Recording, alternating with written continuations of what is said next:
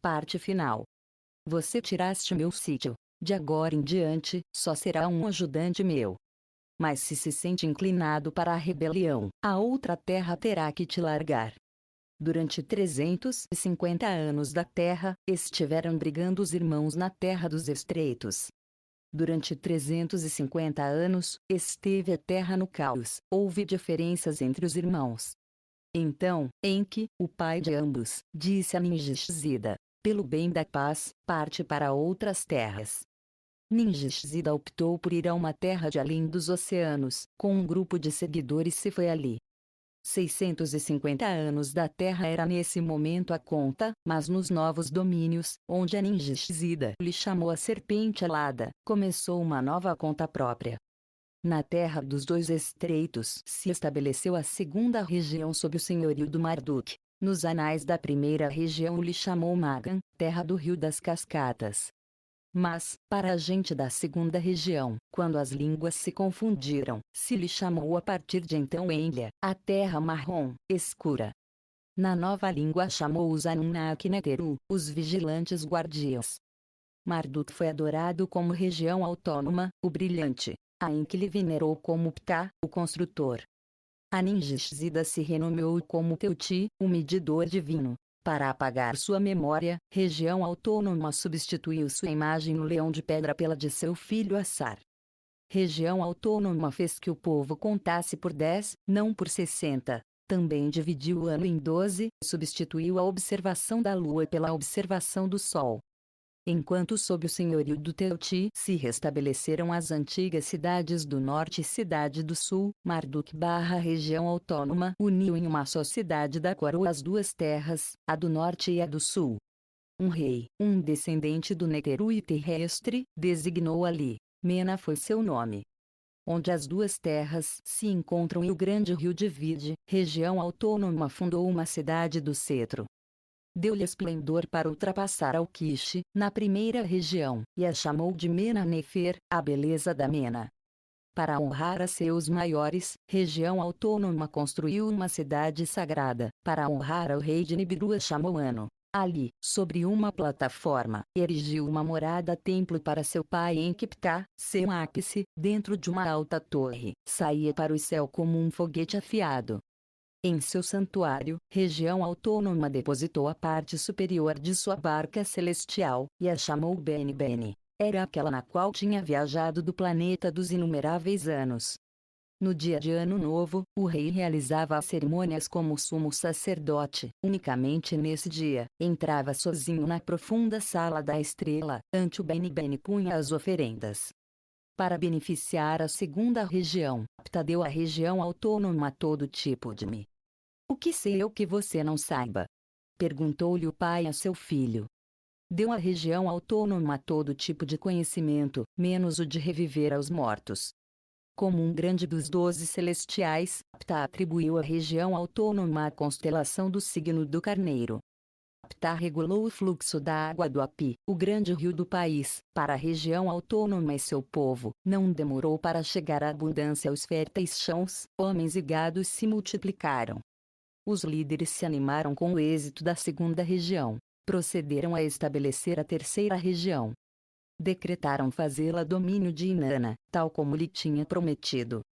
Como corresponde à senhora de uma região, lhe atribuiu uma constelação celestial. Previamente, junto com seu irmão Tu, compartilhava a estação dos gêmeos. A partir de então, como presente do Ninharsag, sua própria constelação da donzela atribuiu a Inanna. No ano 860, segundo a conta dos anos da Terra, honrou-se assim a Inanna.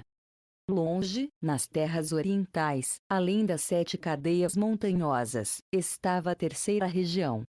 Zamush, terra das 60 pedras preciosas, chamou a seu reino das terras altas.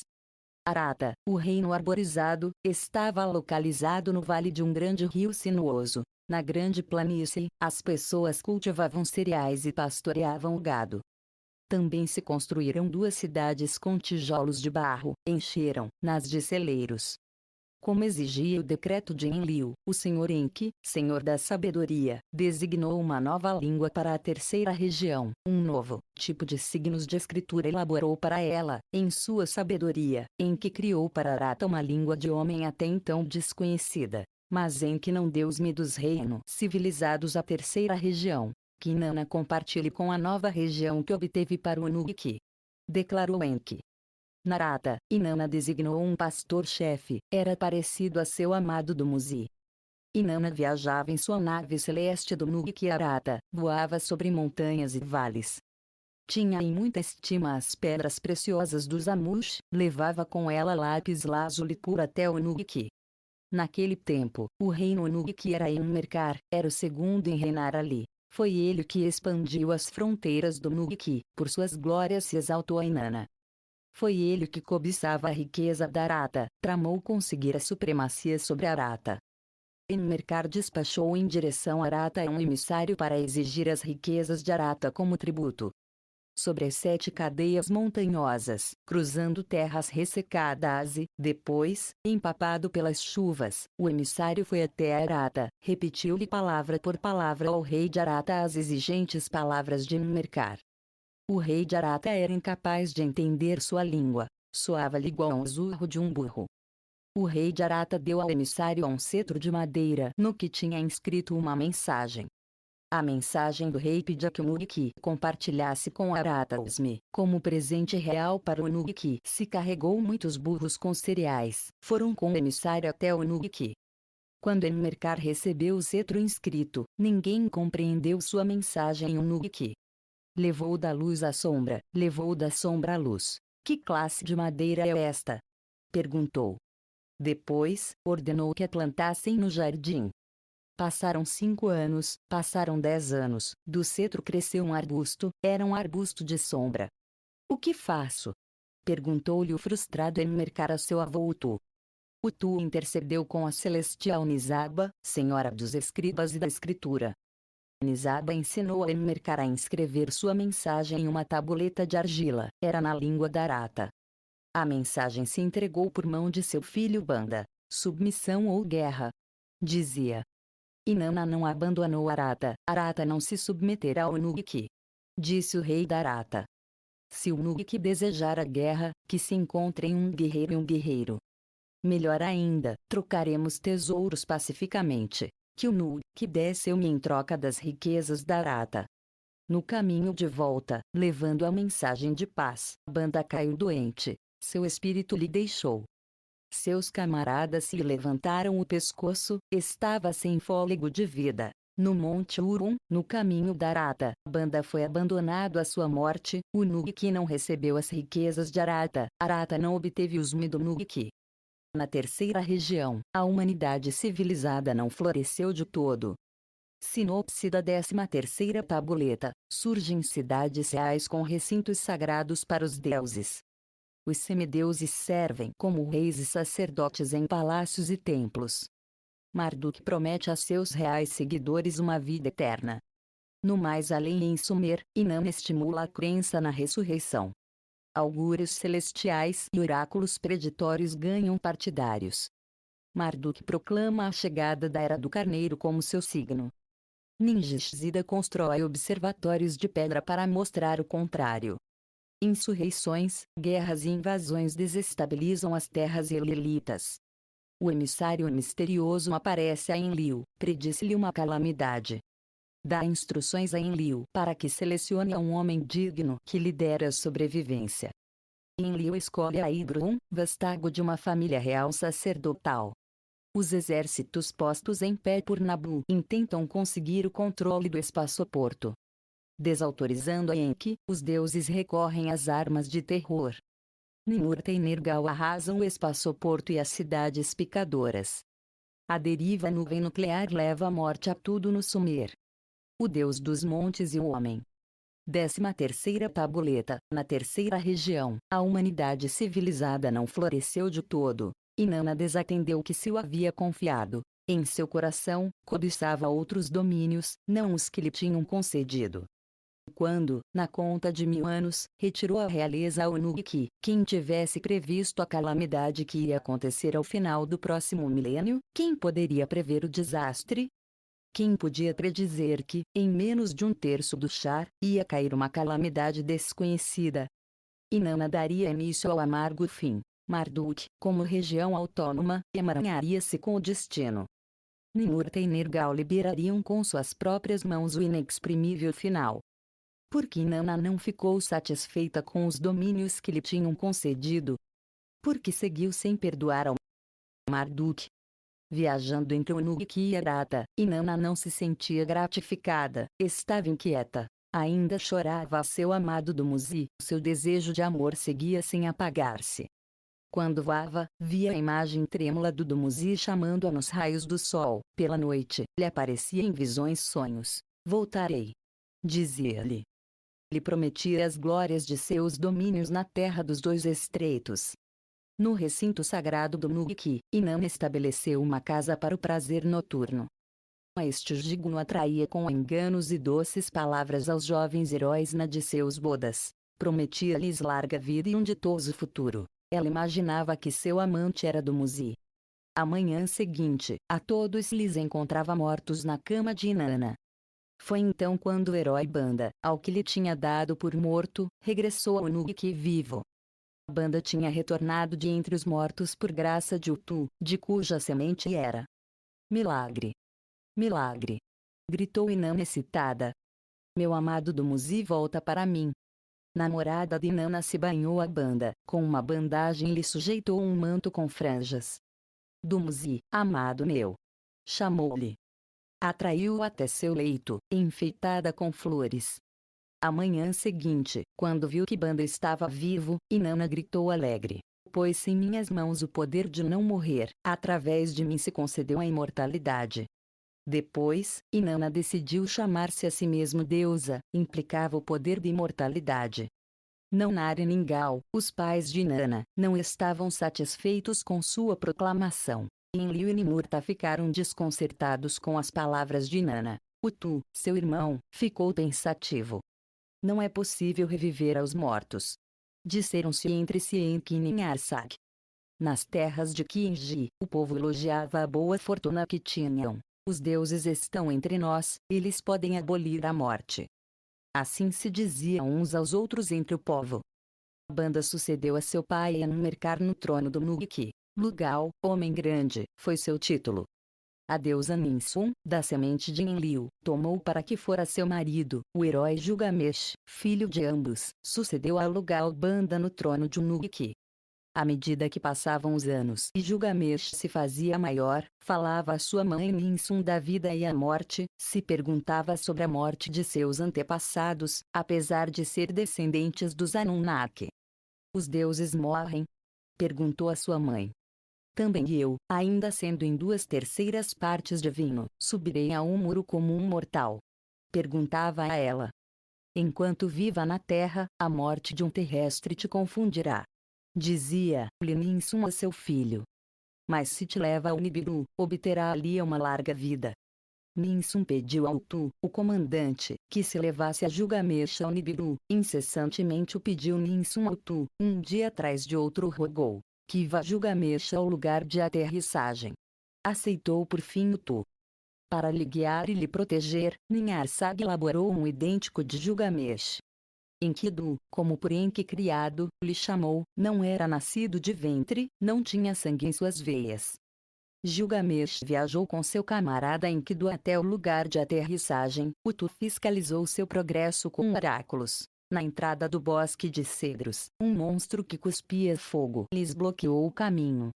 Com truques conseguiram confundir ao monstro, romperam-no em pedaços. Quando encontraram a entrada secreta aos túneis dos Anunnaki, desafiou-lhes o touro do céu, uma criatura de Enlil de bufos mortais. O monstro lhes perseguiu até as portas do Nuki. Enkidu derrotou ante as muralhas da cidade. Quando Enlil ouviu isto, chorou em sua angústia. Seus lamentos se escutaram nos céus do ano, pois em seu coração sabia Enlil, realmente mau era o augúrio. Enkidu foi castigado a perecer nas águas por ter dado morte ao touro do céu. Gilgamesh, por ter sido instruído pelo Ninsun-Utu, foi absolvido do crime. Procurando ainda a larga vida do Nibiru, Utu permitiu ao Gilgamesh que entrasse no lugar dos carros. Depois de muitas aventuras alcançou a terra do tio Mun, a quarta região. Entrou em seus túneis subterrâneos, em um jardim de pedras preciosas. Se encontrou com Ziusudra. Ziusudra relatou a Gilgamesh os acontecimentos do dilúvio, revelou-lhe o segredo da larga vida. No manancial do jardim crescia uma planta que impedia que envelhecessem Ziusudra e sua esposa. Era única entre todas as novidades da terra. Um homem em seu pleno vigor a pode recolher, o homem em sua velhice é jovem de novo. Esse é o nome da planta, disse Ziusudra a Gilgamesh. Um presente de Enki, com a benção de Enlil, nos concedeu no Monte da Salvação. Quando Ziusudra e sua esposa estavam dormindo, Gilgamesh se atou pedras aos pés. Inundou-se no manancial, tomou e arrancou a planta de ser jovem de novo. Com a planta em sua bolsa, atravessou precipitadamente os túneis, encaminhou-se para o Unuki. Quando estava cansado, dormiu, e uma serpente se viu atraída pela fragrância da planta. A planta fez que a serpente se aproveitasse de que Gilgamesh estava dormido. Com a planta se desvaneceu. A manhã seguinte, ao descobrir sua perda, Gilgamesh se sentou e pôs-se a chorar. Voltou para o Unuki com as mãos vazias, ali morreu como um mortal. Depois de Gilgamesh reinaram 7 reis, mas no Uruk, logo, sua realeza tocou a seu fim. Foi exatamente quando se completou a conta de 1000 anos da Terra. A realeza da primeira região se transferiu a Urim, a cidade de Nannar-Ningal. Marduk tinha muito em conta todos os assuntos do que acontecia nas outras regiões. Região autônoma estava inquieto com os sonhos e as visões de Inanna que aludiam aos domínios do Dumuzi. Estava decidido a rebater os planos de expansão de Inanna. Encontrou muito que ponderar em questões de ressurreição e mortalidade. Resultava-lhe enormemente atrativo o pensamento da divindade, de modo que se anunciou a si mesmo como um grande Deus. Região autônoma se enfureceu pelo que lhe tinha permitido a Gilgamesh, em boa medida um terrestre, mas estimou um caminho mais hábil com o qual conservar a lealdade dos reis e do povo. Se aos semideuses lhes mostra o pórtico para a imortalidade, que aplique aos reis de minha região.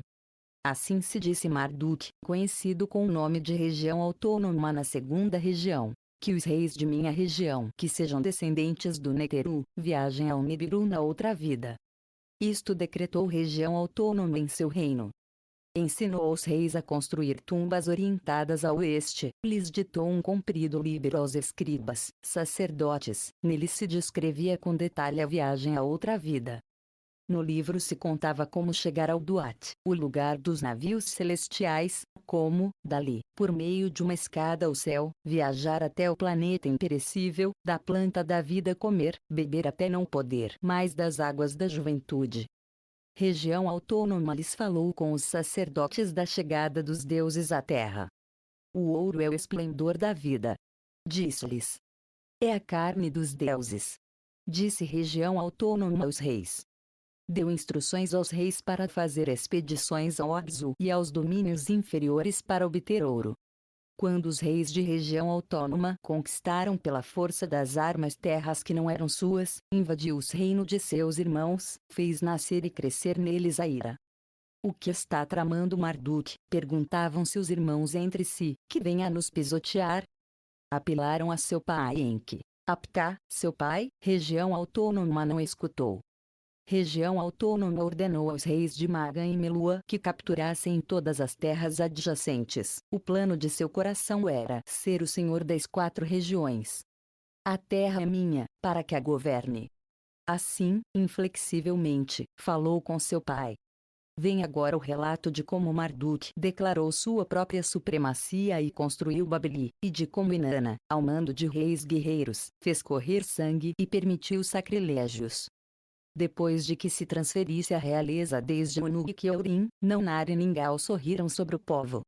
Como correspondia sua fila de 30, a Nannar se adorava como deus da lua. decretou 12 festividades cada ano, igual ao número de meses da lua em um ano. A cada um dos 12 grandes Anunnaki lhe dedicou um mês e sua festividade. Por toda a primeira região, aos deuses Anunnaki, maiores e menores, lhes construíram santuários e lugares de culto. O povo podia orar diretamente a seus deuses. Na primeira região, a civilização do Kinji se difundiu às terras vicinais. Nas cidades do homem, se designou aos governantes locais como pastores justos. Artesãos e granjeiros, pastores e tecedores, intercambiavam seus produtos por todas as partes, se decretaram leis de justiça, honraram-se contratos de comércio, de esponsais e de divórcio. Nas escolas, os jovens estudavam, os escribas tomavam nota de hinos, provérbios e sabedoria. Havia abundância e felicidade nas terras. Também havia disputas e usurpações. Enquanto isso, Inanna vagava com sua nave celeste de terra em terra. Cerca do mar superior pulava com Utu. Foi aos domínios de seu tio Ishkur, Dudu, amado, chamava-lhe. Inanna tomou carinho às pessoas que viviam na planície superior dos dois rios. Resultava-lhe agradável o som de sua língua, aprendeu a falar sua linguagem.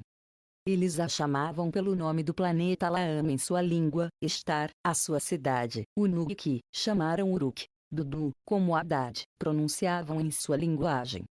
Sem, senhor dos oráculos, chamaram a seu pai, Naunar. A cidade Urim chamaram Ur. Shamash, sol brilhante, chamaram o Tu em sua língua, também lhe adoravam. A Enlil, chamavam-lhe pai Enlil, Nibru que era para eles Nippur. Kinji, terra dos vigilantes nobres, foi chamada em sua linguagem Sumer. No Sumer, a primeira região, a realeza rodava entre as cidades. Na segunda região, região autônoma não permitia a diversidade, ele desejava reinar sozinho. O maior do céu, primogênito que está na terra. Assim queria que lhe conhecesse entre os sacerdotes. O principal desde os primeiros tempos. Assim decretou que lhe chamasse nos hinos, Senhor da eternidade, que tem feito a eternidade, que preside sobre todos os deuses. Aquele que não tem igual, o grande solitário e único.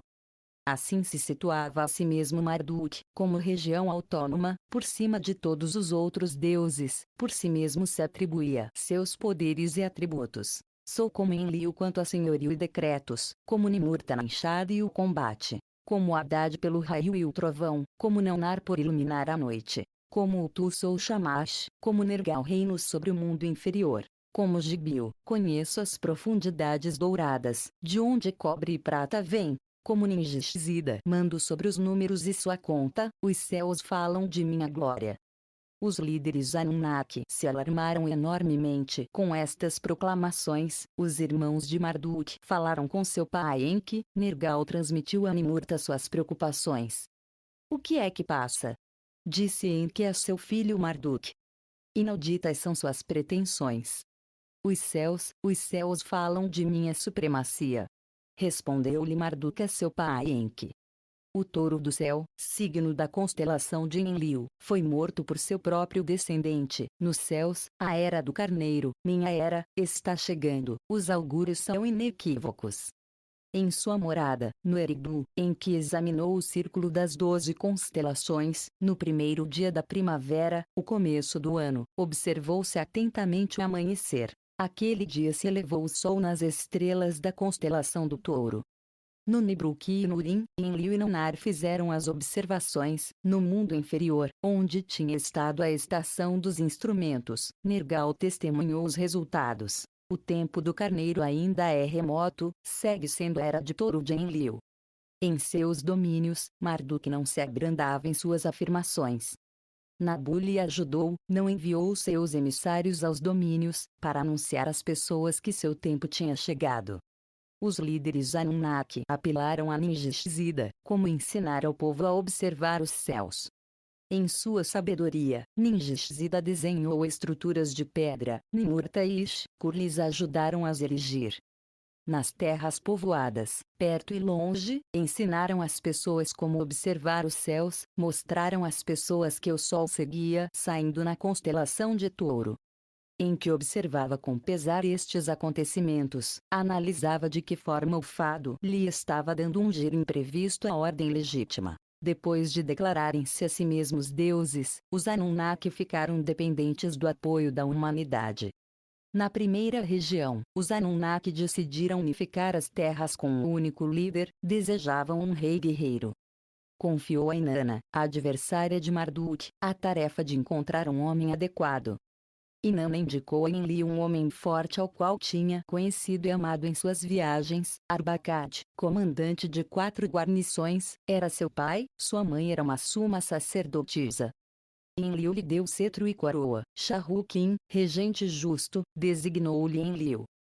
Como uma vez se fez no Nibiru, se fundou uma nova cidade central para unificar as terras, Agadi, a cidade unificada, chamaram Na, não longe do que estava-se localizada.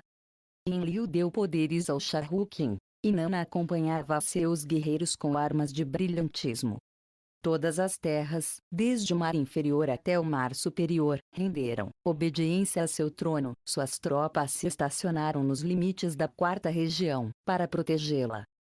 Com olho precavido observava a região autônoma, sem pestanejar, a Inanna e ao Shahrukhin. Depois, como um falcão, se arremeteu sobre sua presa. Do lugar onde Marduk tinha pretendido construir a torre que alcançasse o céu, Shahrukhin considerou o chão sagrado dali ao Agadi, para implantar nele o objeto brilhante celestial.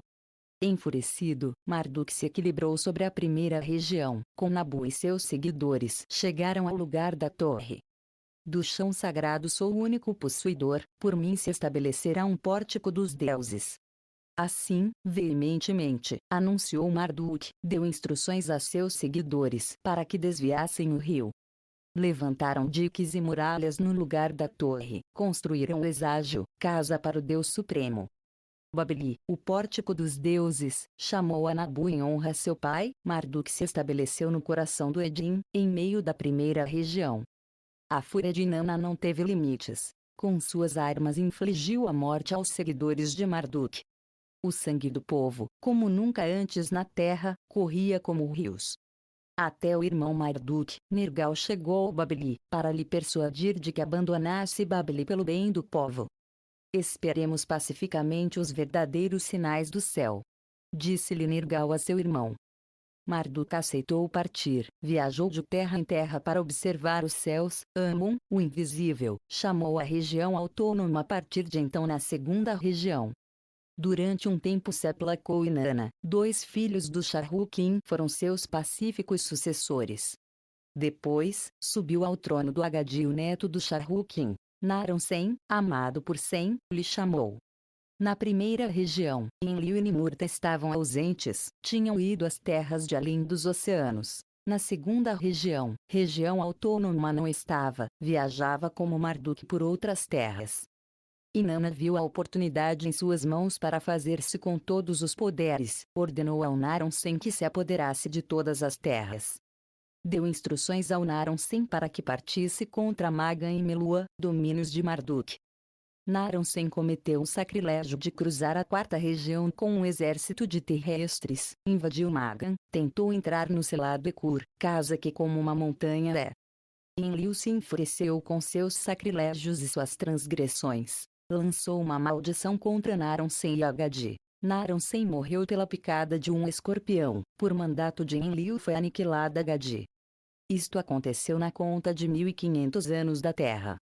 Vem agora o relato da profecia de Galzu-Enlil, dada em uma visão. Tratava da supremacia de Marduk, de como escolher um homem para sobreviver a uma calamidade. Depois que Marduk se converteu no Amun, desintegrou-se a realeza na 2ª região, reinaram a desordem e a confusão. Depois que Agadi fora aniquilada, na primeira região reinaram a desordem e a confusão. Na primeira região, a realeza estava sumida no desconcerto, transladavam-se das cidades dos deuses às cidades do homem, Unuki, Lagash, Urim e Kish, Izim e lugares mais longínquos, a realeza foi trocando. Depois, Enlil, depois de consultar com Anu, depositou a realeza em mãos do Nanar. Pela 3ª vez se concedeu a realeza ao Lin, em cujo lugar estou acostumado a seguir implantado o divino objeto brilhante celestial. Nurim, Nanar designou como rei a um pastor justo de homens, seu nome era Urnamo.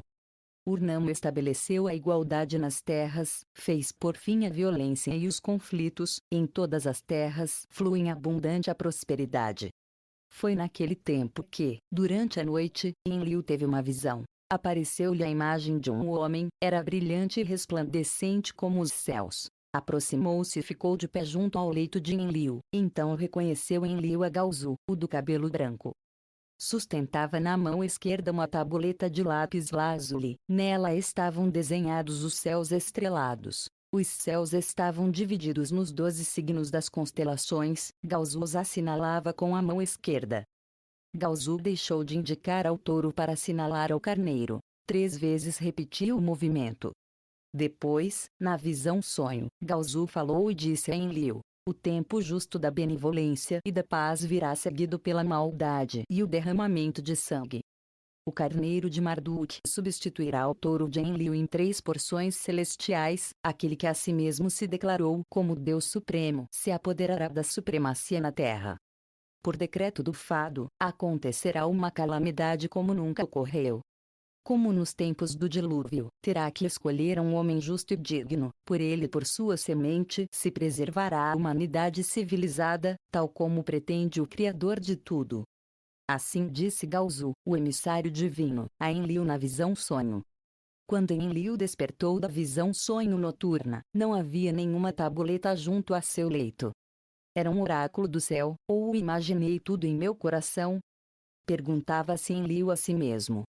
Não lhe contou a visão sonho a nenhum de seus filhos, não Nar entre eles, nem a Ninlil. Entre os sacerdotes, no templo do Nibruki, Enlil inquiriu sobre sábios celestiais, ao supremo sacerdote indicou Alteru, um sacerdote oracular.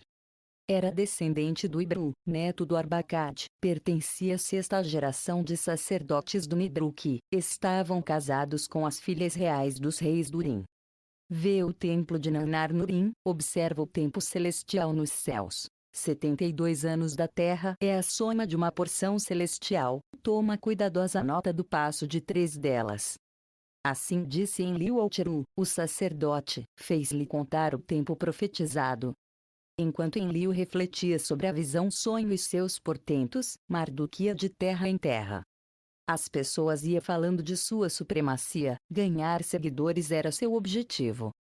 Nas terras do Mar Superior e nas terras da fronteira do Kinji, Nabu, o filho de Marduk, ia incitando ao povo. Seu plano era apoderar-se da 4ª região. Houve enfrentamentos entre os habitantes do oeste e os habitantes do este. Os reis formaram hostes de guerreiros, as caravanas deixaram de andar, se levantaram as muralhas nas cidades. Está ocorrendo o que Galzu predisse. Disse Enlil a si mesmo. Enlil pôs seu olhar sobre o Alteru e seus filhos, descendentes de digna linhagem. Este é o homem a escolher, o que indicar a Galzu. Disse Enlil a si mesmo. A Nanar, sem lhe revelar a visão sonho, disse-lhe Enlil. Na terra entre os rios, de onde veio Arbacad, há uma cidade como Urim, será para ti e para o Ningal uma morada longe do Urim. Em sua metade, erige um santuário-templo, e ponha a seu cargo ao príncipe sacerdote Tiru. Atendendo à palavra de seu pai, Nanar fundou a cidade do Jairan na terra do Arbacad. Para que fora supremo sacerdote em seu santuário-templo enviou Tiru, e a sua família com ele. Quando se completaram 2 porções celestiais das 3 profetizadas, Tiru foi ao Jairan. Naquele tempo, Urnamo, a alegria do Urim, caiu de seu carro e morreu nas terras ocidentais. Seu filho Shuji lhe sucedeu no trono do Urim. Shuji estava cheio de baixeza e de ânsia de batalhas. No Nibruki, ele mesmo se ungiu supremo sacerdote. No Nugi procurou os gozos da vulva de Inanna. Incluiu em seu exército a guerreiros das terras montanhosas, que não serviam a Nanar.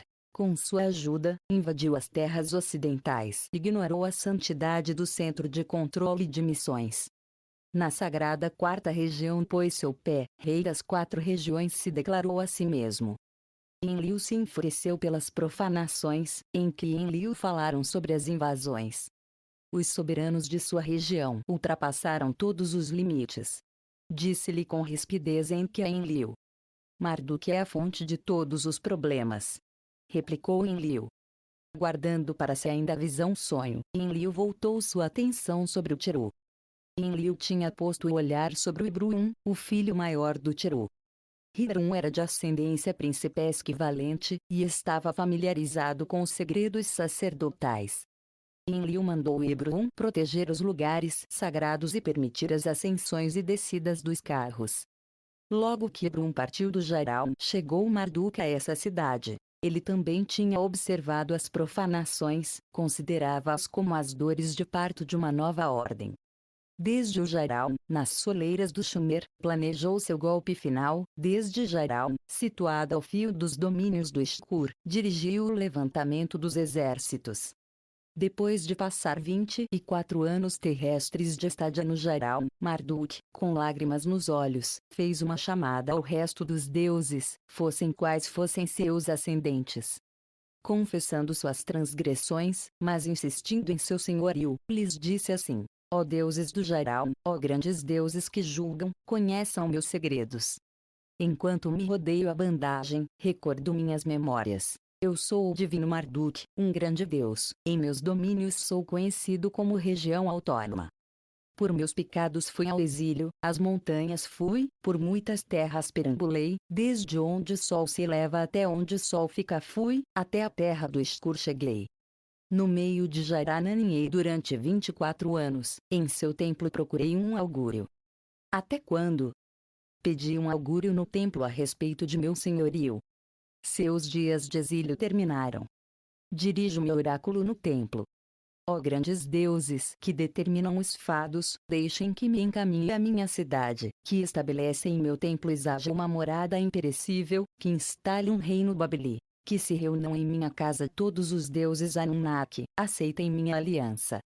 Assim anunciou Marduk sua chegada aos outros deuses, confessando e apelando. Os deuses Anunnaki se inquietaram e se alarmaram ante a chamada da submissão feita pelo Marduk.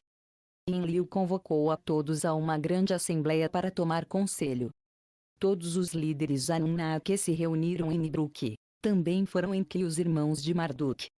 Todos estavam inquietos pelos acontecimentos, todos se opunham a Marduk e a Nabu. No conselho dos grandes deuses, as acusações se desenfrearam, as recriminações enchiam a câmara. Ninguém pode impedir o que se aproxima. Aceitemos a supremacia de Marduk. Unicamente Enki aconselhou. Se aproximar o tempo do carneiro, prevemos a Marduk do enlace céu-terra. Propôs Enlil irado. Todos, salvo Enki, concordaram em arrasar o lugar dos carros celestiais. Nergal sugeriu para isso utilizar as armas de terror. Só Enki se opôs. Da decisão, a terra pronunciou as palavras a Anu. Anu repetiu as palavras de a terra. O que estava destinado a ser, fracassará por sua decisão de desfazer. Assim falou Enki enquanto partia. Para levar a cabo a maldade escolheu-se a Nimurta e ao Nergal. Vem agora o relato de como o fado ou destino levou, como passo a passo, algum dado em tempos já esquecidos, a que acontecesse a grande calamidade. Fique agora registrado e recordado para sempre.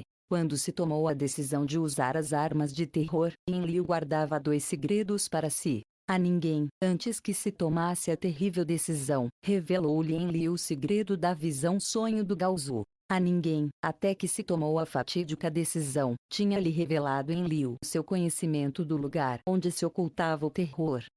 Quando, a despeito de todos os protestos, o conselho permitiu o uso das armas do terror, quando Enki, zangado e muito turbado, abandonou a câmara do conselho, Enki sorria em seu coração. Só ele sabia onde estavam ocultas as armas. Assim acreditava Enki. Pois foi ele, antes que Enlil chegasse à terra, que ocultou as armas, junto com o Abgal, em um lugar desconhecido. Enki não sabia que Abgal contou o lugar a Enlil durante seu exílio. Quando Enki se inteirou deste segundo segredo, deu refúgio em seu coração a um desejo. Que, depois de tão larga estadia, o terror das armas se evaporou. Pouco esperava Enki que tão larga estadia ia provocar uma calamidade como nunca antes se havia conhecido na Terra. E assim foi que, sem necessidade de Enki, Enlil revelou aos 2 heróis o lugar da ocultação. As 7 armas de terror moram em uma montanha. disse-lhes Enlil. Moram no interior de uma cavidade da terra, requer-se as revestir com o terror. Depois, Enlil lhes revelou o segredo de como despertar as armas de seu profundo sonho. Antes que os dois filhos, um de Enlil, um de Enki, partissem para o lugar oculto, Enlil lhes deu palavras de advertência. Antes que se usem as armas, o lugar dos carros deve estar vazio de Anunnaki. As cidades devem ser perdoadas, as pessoas não devem perecer. Em sua nave celeste, Nergal se dirigiu ao lugar oculto. Ninurta se atrasou por causa de seu pai. Enlil desejava lhe dizer uma palavra a seu filho a sós, lhe revelar a ele sozinho um segredo. Falou com Ninurta da profecia de Galzu e da eleição do Híbrido. Nergal é irrefletido, te asseguro de que as cidades são perdoadas. Terá que advertir ao Híbrido. Disse-lhe Enlil a Ninurta. Quando Ninurta chegou ao lugar das armas, Nergal já as tinha tirado da cavidade, enquanto despertava seu medo comprido sonho. Nergal deu um nome de trabalho a cada uma das 7. A primeira arma a chamou a que não tem rival. A segunda, chama ardorosa. A terceira chamou a que desmorona com terror. Fundidora de montanhas chamou a quarta. Vento que busca os limites do mundo chamou a quinta. A que acima e abaixo a ninguém perdoa foi a sexta. A sétima se encheu com um monstruoso veneno, chamou a vaporizadora do vivente. Com a benção do ano lhes deram as 7 a Nergal e a Ninurta, para com elas causar a destruição.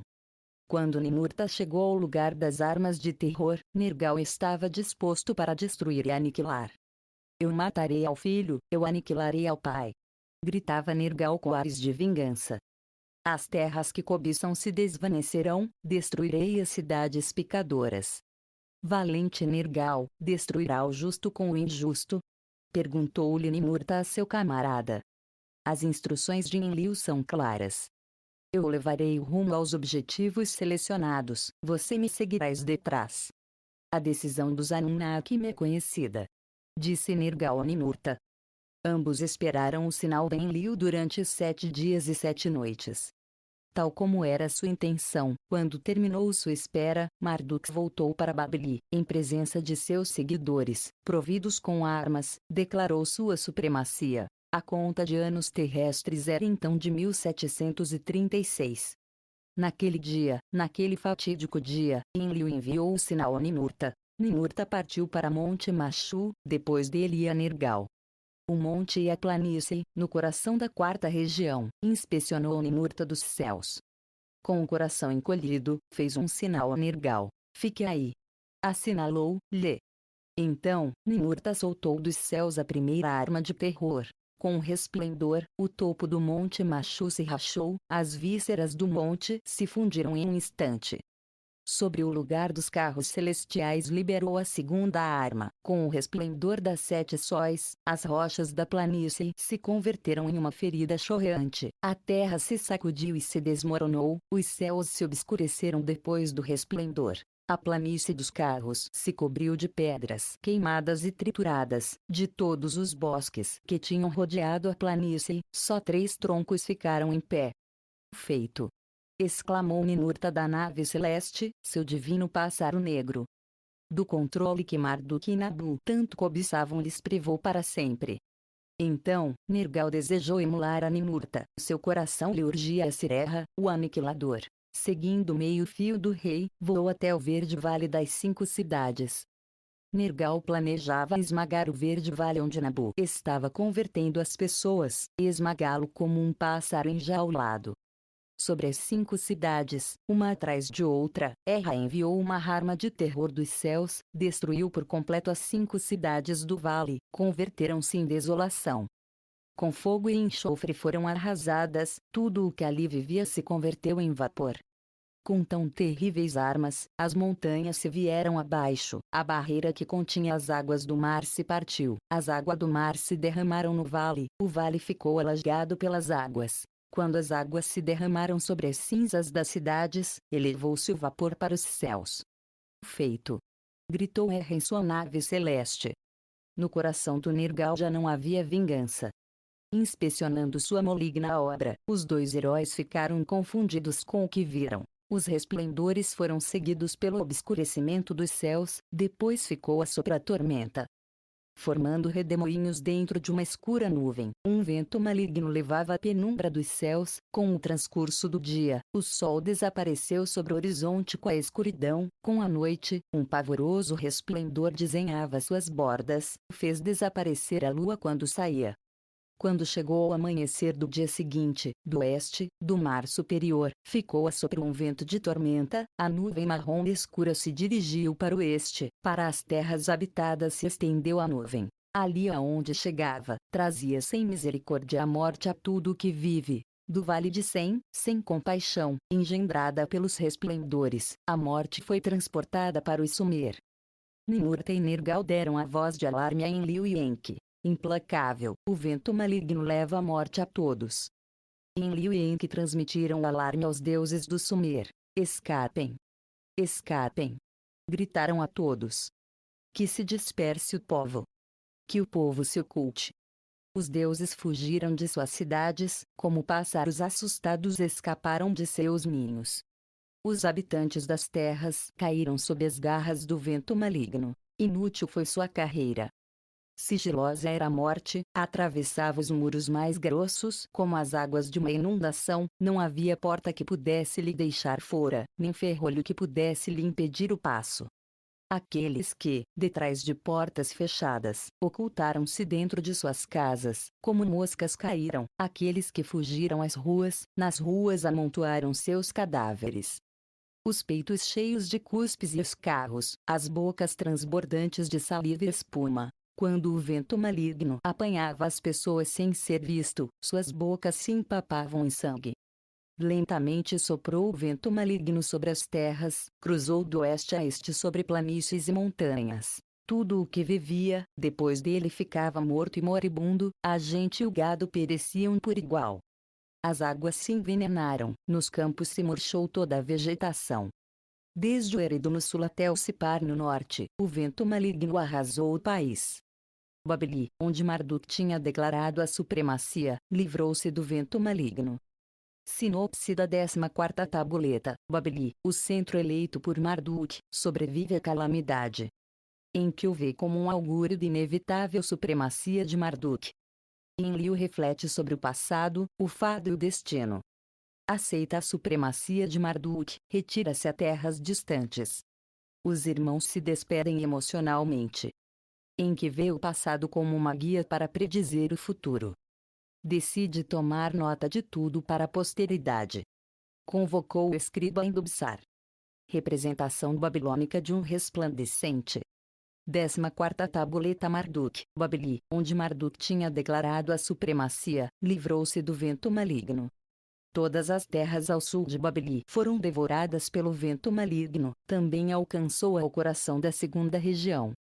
Depois da grande calamidade, Enlil e Enki se encontraram para estudar o desastre. Enki fez considerar a Enlil o livramento de Babili como um augúrio divino. O livramento de Babili confirma que Marduk foi destinado para a supremacia. Assim disse Enki a Enlil. Deve ter sido a vontade do Criador de tudo. Disse Enlil a Enki. Então, Enlil lhe revelou a visão, sonho e a profecia de Galzu. Se foi conhecedor disso, por que não impediu o uso das armas de terror? Perguntou-lhe Enki. Irmão meu. Disse Enlil a Enki com uma voz afligida. Era evidente o motivo. Depois de sua chegada à Terra, cada vez que a missão se via com obstáculos, encontrávamos uma forma de evitar o obstáculo. Daí, a criação dos terrestres. A grande solução foi também uma fonte de milhares de giros e voltas não desejados. Quando chegou a compreender os ciclos celestes e atribuiu constelações, quem tivesse previsto nelas as mãos do destino? Quem teria podido distinguir entre os fados que escolhemos e o inquebrável destino? Quem proclamava falsos augúrios e quem podia pronunciar profecias verdadeiras? Daí que decidi guardar para mim mesmo as palavras de Galzu. Era de verdade o emissário do Criador de tudo, ou era minha alucinação? O que tenha que acontecer, aconteça. Disse-me mesmo. Enki escutava as palavras de seu irmão, enquanto balançava com a cabeça para cima e para baixo. A primeira região está desolada, a segunda região está sumida na confusão, a terceira região está ferida, o lugar dos carros celestiais já não existe. Isso é o que aconteceu. Disse Enki a Enlil. Se era essa a vontade do Criador de tudo, isso é o que ficou de nossa missão na Terra. As sementes se semearam com as ambições de Marduk, o que sairá disso será para que ele colha. Assim lhe disse Enlil a seu irmão Enki, então aceitou o triunfo do Marduk. Que a fila de 50, que teria passado para Ninurta, seja lhe dado em seu lugar a Marduk. Que Marduk declare sua supremacia sobre a desolação nas regiões. Quanto a mim e a Ninurta, não vamos nos interpor mais em seu caminho. Partiremos para as terras de além dos oceanos, pelo que viemos, levaremos a término a missão de obter ouro para o Nibiru. Assim disse Enlil a Enki. Havia abatimento em suas palavras. Teriam sido diferentes as coisas se não se usassem as armas de terror? Questionou Enki a seu irmão. E se não tivéssemos escutado as palavras de Galzu para que não voltássemos para o Nibiru? Replicou Enlil. E se tivéssemos detido a missão Terra quando os Anunnakis se amotinaram? Eu fiz o que fiz. Você mantém o que fez. Não se pode retroceder ao passado. Acaso não há nisso também uma lição? Perguntou Enki para ambos. Acaso o que ocorreu na Terra não é um reflexo do que teve lugar em Nibiru? Acaso não está escrito no passado esboço do futuro? Repetirá a humanidade, criada à nossa imagem, nossos êxitos e fracassos. Enlil guardou silêncio. Quando ficou em pé para partir, Enki lhe estendeu o braço. Estreitemos os braços como irmãos, como camaradas que, juntos, enfrentaram-se a muitos desafios e um planeta estranho. Assim lhe disse Enki a seu irmão. E Enlil, agarrando o braço de seu irmão, abraçou-o também. Voltaremos a nos encontrar na Terra ou em Nibiru? Perguntou Enki. Estaria certo Galzu de que morreríamos se voltávamos para o Nibiru? Respondeu Enlil. Logo, voltou-se e se foi. Enki ficou sozinho, acompanhado tão somente pelos pensamentos de seu coração. Sentou-se e refletiu sobre como tinha começado tudo e como tinha terminado. Estava tudo destinado, ou foi o fado forjado por esta ou aquela decisão? Se céu e terra estavam regulados por ciclos dentro de ciclos, voltará a ocorrer o que aconteceu? Acaso o passado é o futuro? Imitarão os terrestres aos Anunnaki, reviverá a terra o que viveu o Nibiru.